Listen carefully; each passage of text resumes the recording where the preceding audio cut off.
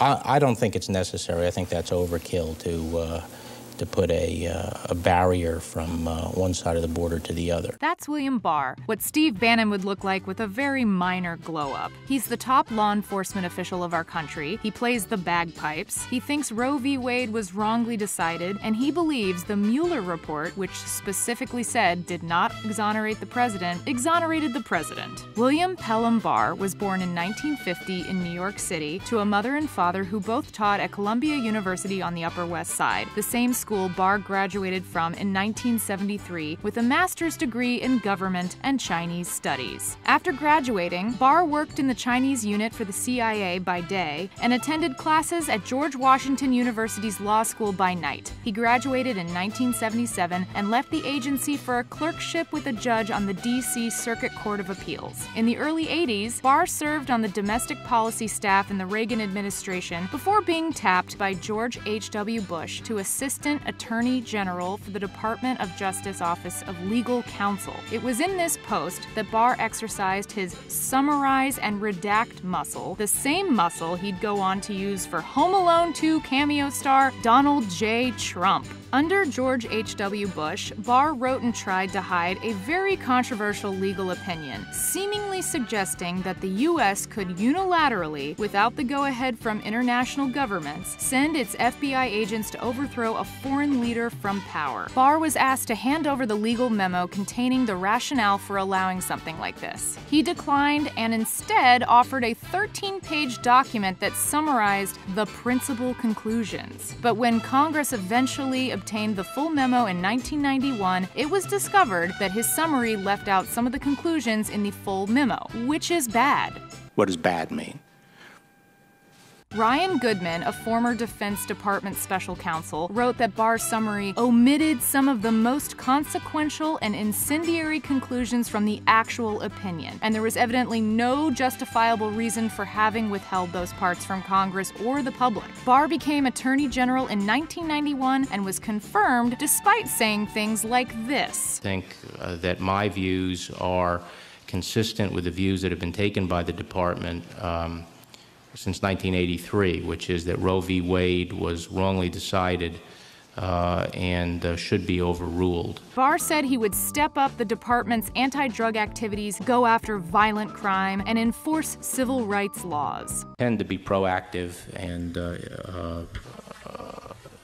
as I said, civil rights will be a priority. Shortly after muttering that statement, Barr signed off on a 37-page report titled The Case for More Incarceration, in which the Justice Department called on the country to increase incarceration rates and build more jails and prisons. Barr went further in an interview with the Los Angeles Times in 1992, where, when asked about racial disparities in prisons, Barr argued that the justice system was fair overall and does not treat people differently based on race. He then went on to seemingly blame the Rodney King riots in part on immigration. Rough stuff. Barr continued stirring up controversy when he advocated pardoning 6 extremely controversial former Reagan White House officials. The New York Times ran a story in 1992, Bush pardoned 6 in Iran affair, prosecutor assails cover-up.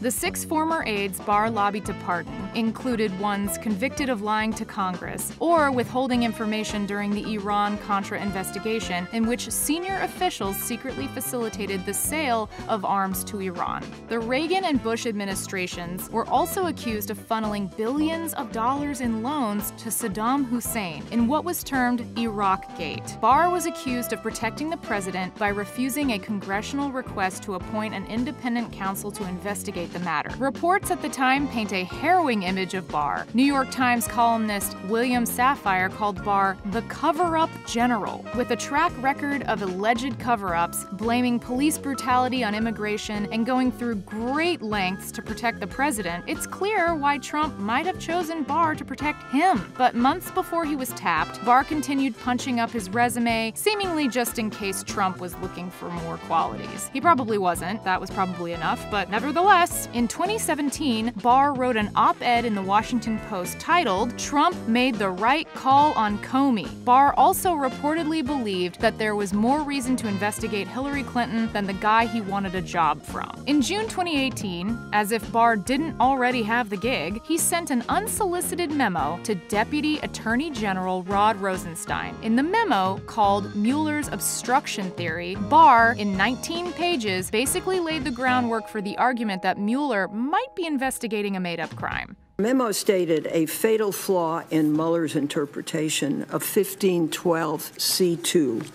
is that while defining obstruction solely as acting corruptly, Mueller offers no definition of what corruptly means. My understanding is that there's nothing in the public record that sheds light on his definition of obstruction. Do you know what his definition is? I don't know what his definition is. Barr went on to clear up what his memo really was.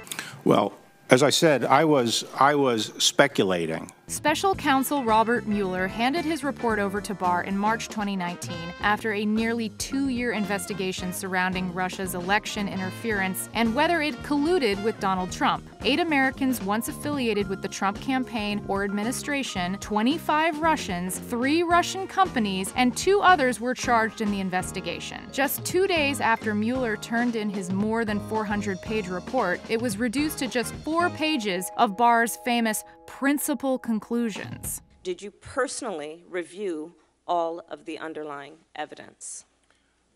No, we took and accepted. Did Mr. Rosenstein?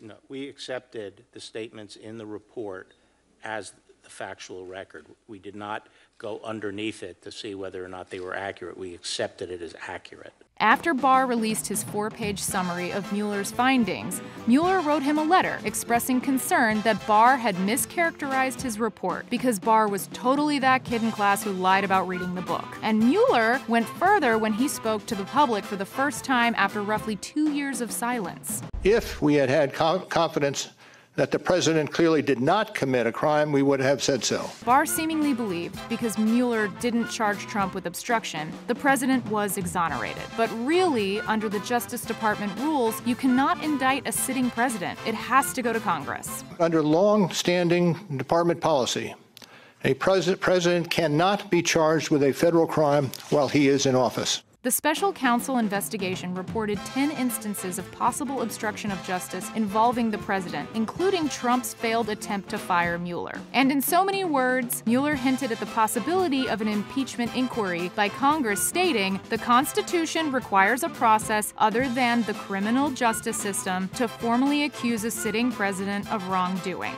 While Barr's days of protecting past, current, and possibly future presidents seem to be far from over, one thing's for certain. No one, not Barr or the President of the United States, is above the law, we think.